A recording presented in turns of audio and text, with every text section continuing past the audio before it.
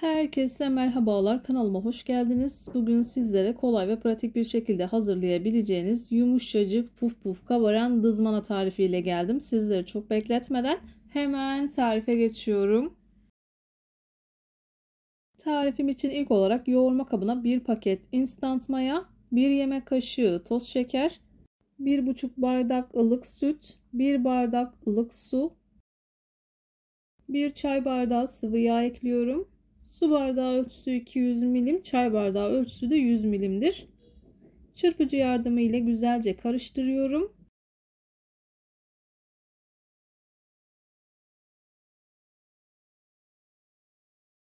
Göz kararı olacak şekilde yaklaşık 2 bardak kadar un ekledim. Unun üzerine 1 tatlı kaşığı kadar da tuzumu ekledikten sonra yavaş yavaş hamurumu yoğurmaya başlıyorum. Unu azar azar dikkatli bir şekilde eklemeye özen gösterin. Unun markasına ve kalitesine göre değişkenlik gösterebilir. Lütfen kontrollü ekleyin. İlerleyen dakikalarda ne kadar un kullandığımı sizlerle paylaşacağım. Bu tarz tarifler yaparken dikkat etmeniz gereken en önemli nokta özlü ve yumuşak bir hamur yoğurmaktır. Hamuru ne kadar güzel yoğurursanız yaptığınız hamur işi tariflerinden o kadar memnun kalırsınız.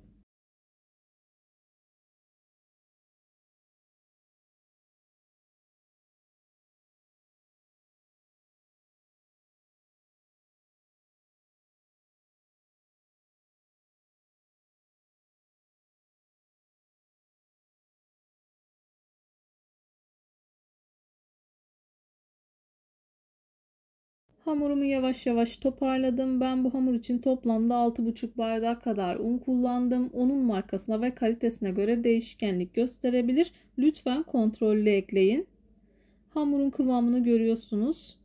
Ele yapışan fakat kıvamlı olduğu için de elinizi bırakan bir hamur. Hamur toparladıktan sonra en az bir 5-6 dakika kadar özlü bir hal alıncaya kadar yoğuralım. İyice yoğurduktan sonra üzerini kapatıyorum. Yaklaşık bir yarım saat 1 saat kadar mayalandırıyorum. Mayalanma süresi odanızın sıcaklığına göre değişkenlik gösterebilir. Hamur 2 katına çıktıktan sonra hamurunuzu kullanabilirsiniz.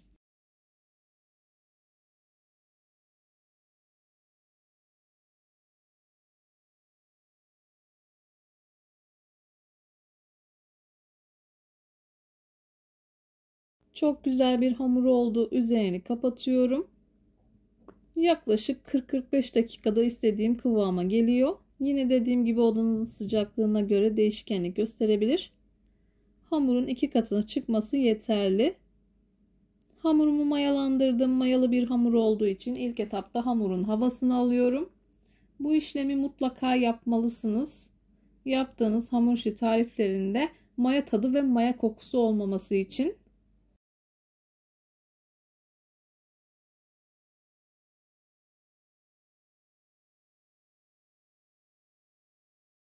Buzluğa girip çıktıktan sonra da maya kokusu gelmiyor kesinlikle. Bu işlemi mutlaka yapın. Güzelce toparlayın. Toparladıktan sonra tezgah alıyorum. Göz kararı olacak şekilde küçük parçalar kopartıp içerisine peynir dolduruyorum. Daha sonra güzelce kapatıp yağlı kağıt serdiğim tepsiye alıyorum.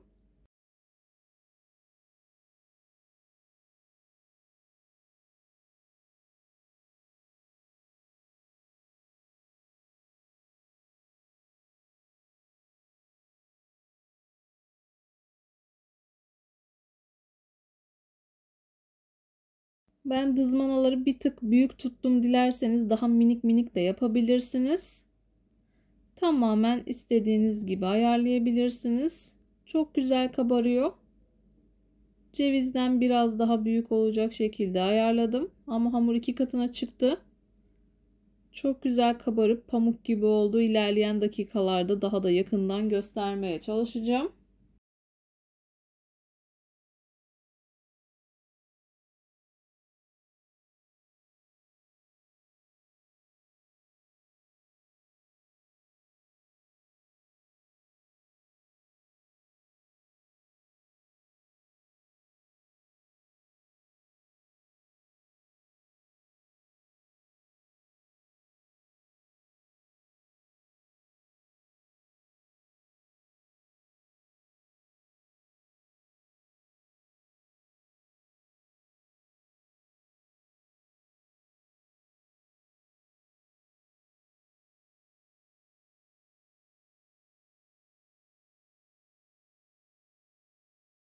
Dızmalalarımı hazırladım. Yağlı kağıt serdiğim tepsiye aldıktan sonra 15-20 dakika kadar tepsi mayası yaptım. Tepsi mayasını yaptıktan sonra bu şekilde elimle çok az bastırıyorum. Daha sonra sosunu üzerine dökeceğim.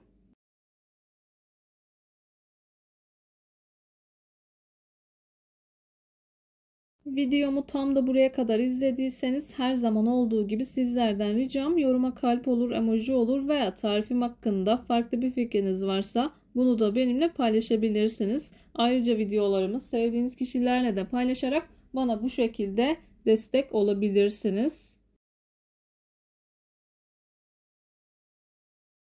Sosu için 1 bardak yoğurt, 2 adet yumurta, yarım çay bardağı kadar sıvı yağ ekledim. 1 çimdik tuz atıyorum. Kaşık yardımıyla güzelce karıştırıyorum.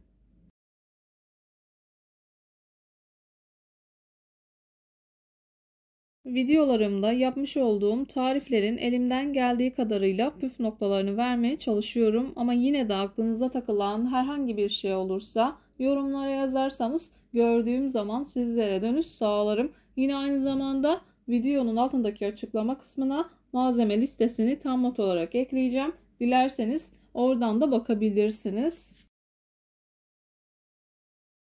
Elinizle bastırdıktan sonra bir 10 dakika kadar daha tepsi mayası yaparsanız çok güzel bir şekilde kabaracaktır. Kaşık yardımıyla üzerine sosunu döküyorum. Sosunu döktükten sonra önceden ısıtılmış 170 derecelik fırında altı üstü güzelce kızarıncaya kadar pişiriyorum.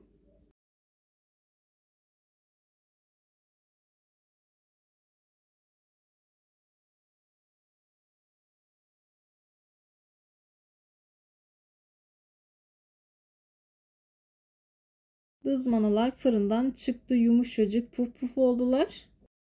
Yumuşacık pamuk gibi oluyor. Bana güvenerek tarifi deneyebilirsiniz. Bir videonun bir tarifin daha sonuna geldim. Umarım tarifimi beğenmişsinizdir. Tarifimi beğendiyseniz beğenmeyi, kanalıma hala abone değilseniz kanalıma abone olmayı, bildirim zilini açmayı lütfen unutmayın. Hoşça kalın. Allah'a emanet olun.